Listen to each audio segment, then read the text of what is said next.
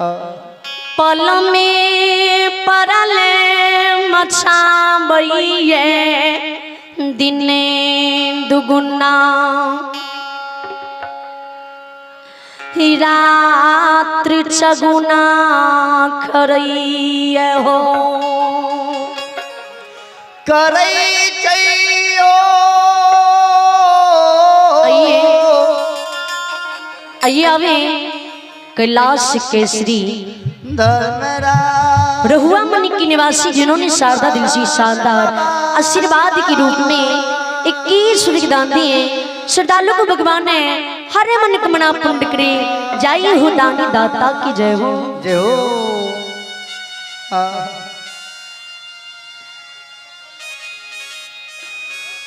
उजरल घर घर के गुसैया बसा बइये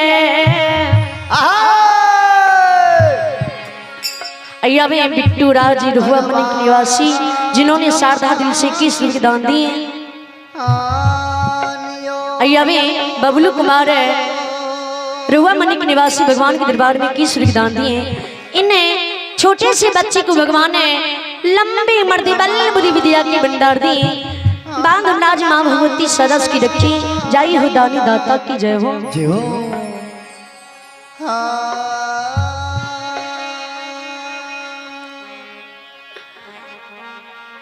उजरल घर भगवान बसाबइये बसाल घर भगवान बसाबई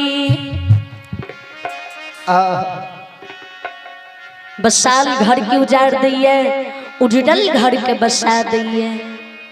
आयो यही भगवान की पाप दुनिया की नर लोग नर नारी क्यों ने पाप पाप पाओ। अब फरमाइश लिखनी जी अंधु बाबा की भगत कहवे जी। भगवान लीलाधारी ब्राह्मण है संबनैने हियन धूम बाबा द्वार मकुमा नगरी नगरी के पहुँचइए हो हे हो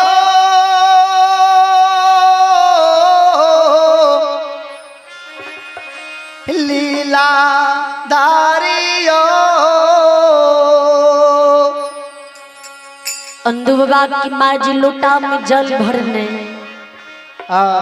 टुटली चटिया बिछावन लेने ब्राह्मण रूप गुस्से से आग्रह करे ही बाबा ए जल से चरण धो लिया ए टुटली चटिया पर हाँ असनी लगा के बैठ जाओ। ब्राह्मण रूप गुस्से के चरण धोई के अंधु बाबा की माँ घर आंगन में छीटे। अब ब्राह्मण रूप गुस्से से अंधु बाबा की माँ जवाब करे जी कौन सुरता लगा के हमरा द्वारे लिए तो ब्राह्मण वेश में धर्मलाल बाबा अंधु बाबा की माँ के कहे कि यो सुनला में सुनलिए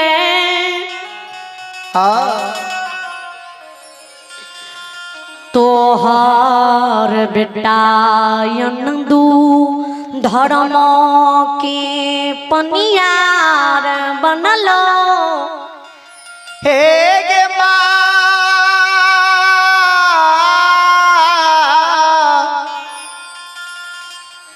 माइयो गे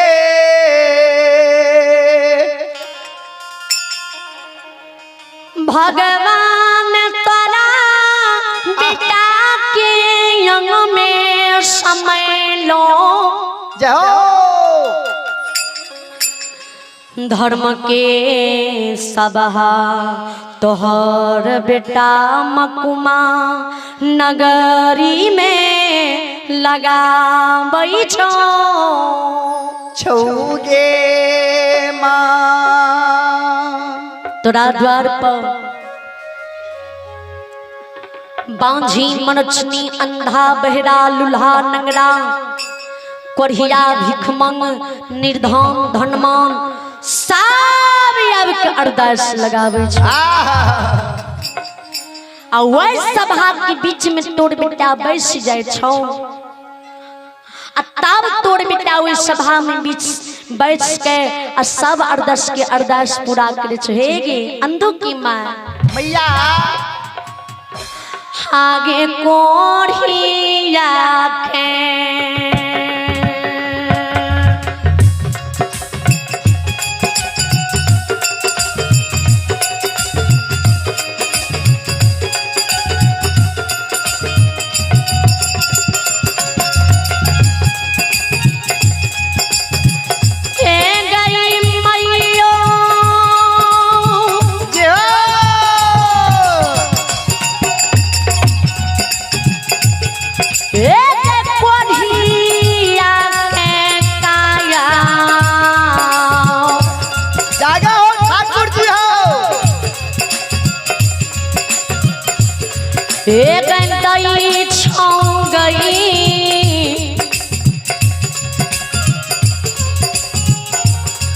बुढ़ाया हिया नंदो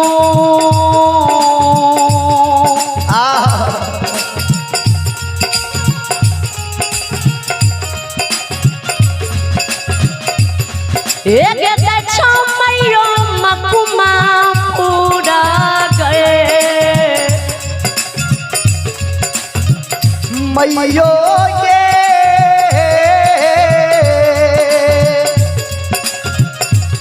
ये लगा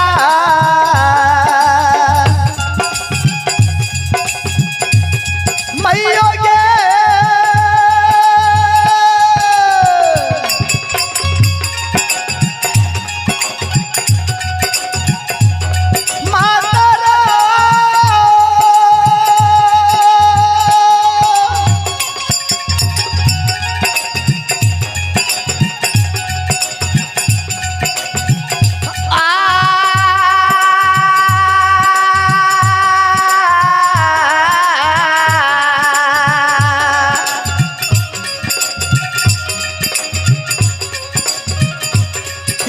जगदम्बा भगवान गुस्से यामा यामा दे गई कोढ़िया गए जाओ जाओ दे गई मैया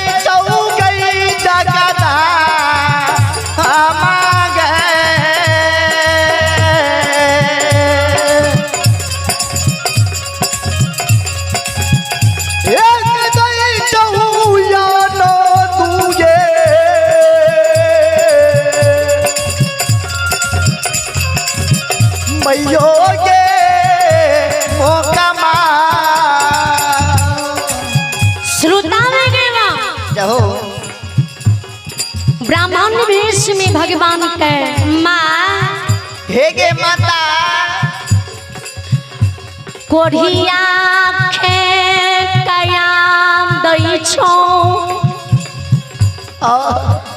बाम छीन खपुत्र दई छो मरछनी खको सुधारई छौगे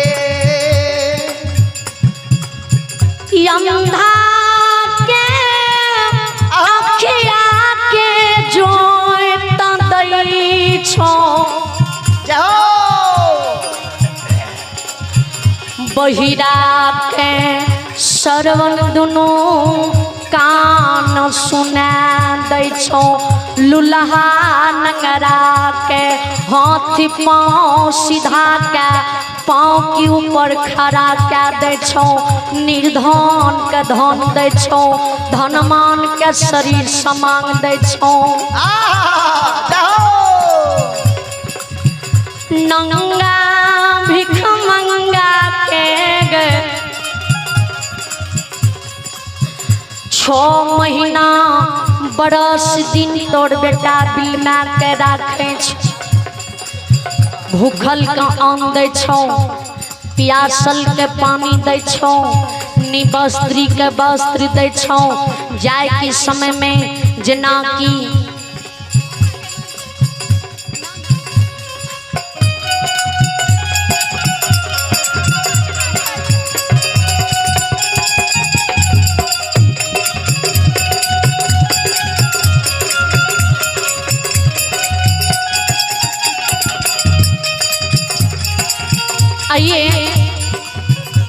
आइए एक श्रद्धालु की नाम सुने। आइए आवे हमारे श्रीमान मामा जी श्रीकांत यादव रहुआ मन के निवासी जिन्होंने श्रद्धा दिल से आशीर्वाद के रूप में 100 रुपये के दान दिए। और आइए आवे बैजनाथ यादव जिन्होंने शारदा दिल से शानदार 100 रुपये दान दिए। श्रद्धालु की चरणों में करोटी नमन है, लाखों लाख प्रणाम है। जय हो दानी दाता की जय हो।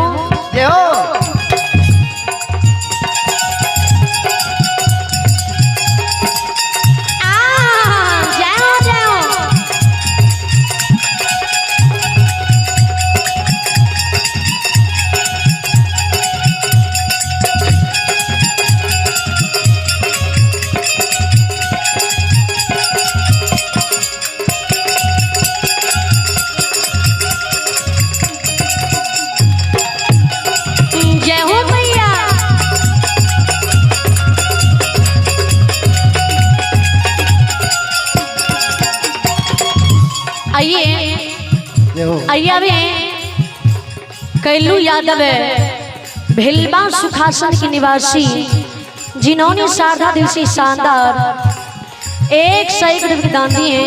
श्रद्धालु को भगवान है हर मनोकामना पूर्ण करे, परमात्मा सदा की रखे। जय हो दानी दाता की जय हो। आइए राधे ताती, आइए राधे ताती बड़ियाही बस्ती वार्ड नंबर 5 जिन्होंने शारदा दिल से शानदार 21 रुपये दान दिए। श्रद्धालु को मैया रानी हर मनोकामना पूर्ण करे, परमात्मा सदा सुखी रखे।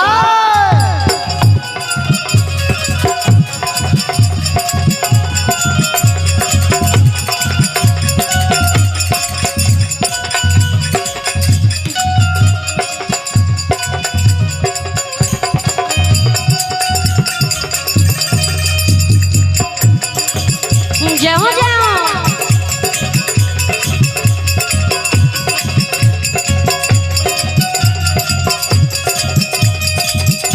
जय हो गुस्से हो।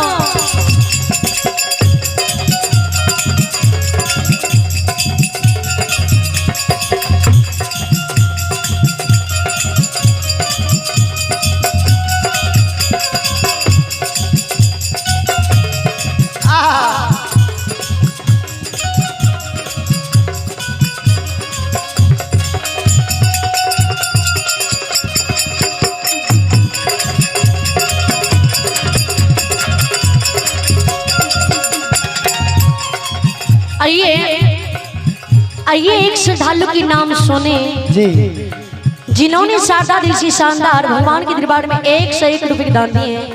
इन्हें विद्यार्थी बाबू को मैया रानी विद्या की भंडार दे, इनकर मनोकामना को पूर्ण करे, परमात्मा सदा की रखे। जय हो दानी दाता की जय हो। जय हो। श्रोता भगवान ब्राह्मण भेष में कह अंधु बाबा की माँ के हेगे अंधु की माँ मैया तोर बेटा मकमा नगरी से हाँ जो अया में ललिता गोस्वामी बढ़िया ही बजा रहे, जिन्होंने सादा दिल सी शानदार 105 रुपये की दान दी। इन्हें श्रद्धालु को मैया रानी बाबा धमराज जी हर मनोकामना पूर्ण करी, परमात्मा सदा की रखी। बाबा भूल भंडारी भंडारी की बरखी, जय हो दानी दाता की जय हो, हिनकर पूजने माता पिता की जय हो।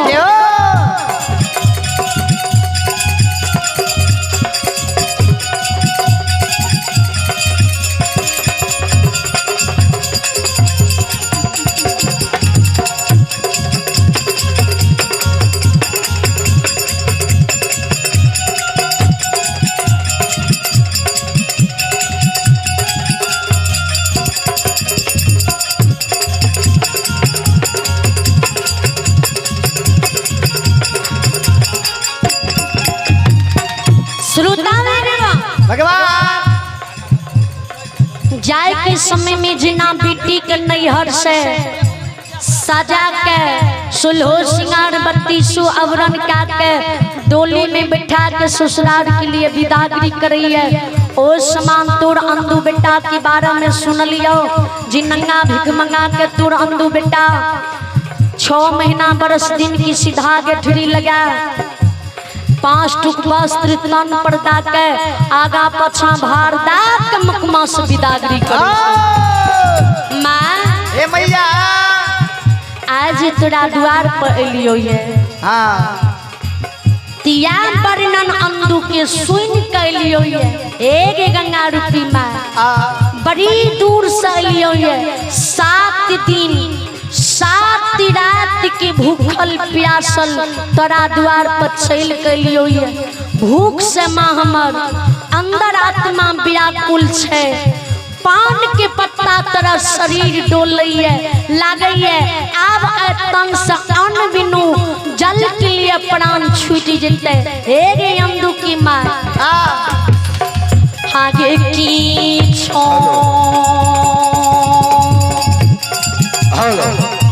ध्यान में आरती भा रहल छे, ध्यान में सब माता बहन बाबा भैया आइए एक श्रद्धालु के नाम सुनिए। आइए आप हैं हमारे बड़े बड़े शंकर पंजियार बाल मंडली बढ़ियाही बस्ती के निवासी, जिन्होंने शारदा दिल से आशीर्वाद के रूप में 101 रुपये के दान दिए। श्रद्धालु के चरणों में करोटी करोटी नमन, लाखों लाख प्रणाम। भगवान से विनती करती हूँ इनके हर मनोकामना पूर्ण करे, परमात्मा सदा सुखी रखे।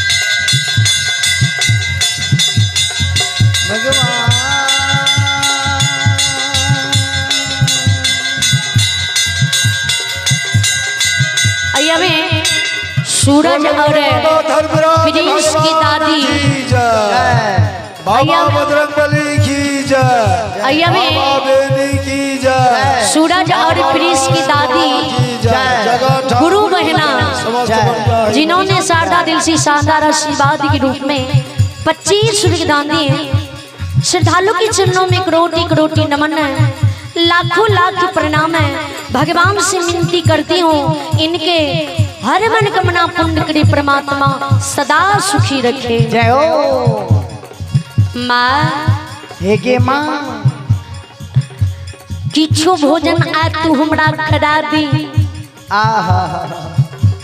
अया में पिता तुल्य भरत पंजियार, जिन्होंने शारदा दिल से शानदार 25 रुपये दान आशीर्वाद के रूप में दिए हैं। श्रद्धालु के चरणों में करोटी करोटी नमन है, लाखों लाख प्रणाम है। जय हो दानी दाता की जय हो, जय हो। आए जो हमरा किछु अपना भोजन नहीं करे भी हेगे अंधु की माँ हागे तोहारे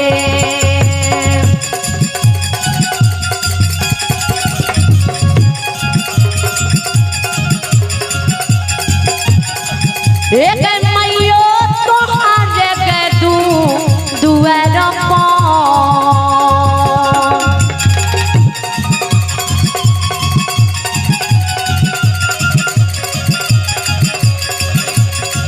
एक मरिए जेबो किया मामा पति वरता गंगा रूपी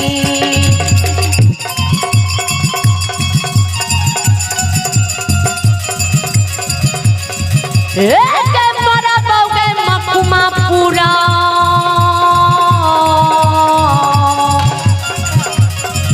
मैयो गे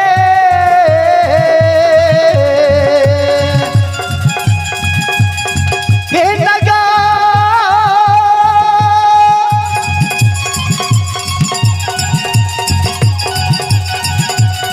माता गई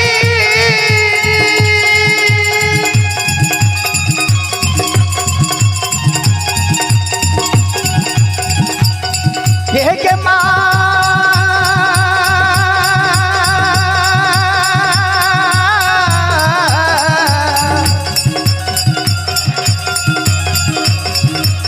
ये के जा जाननी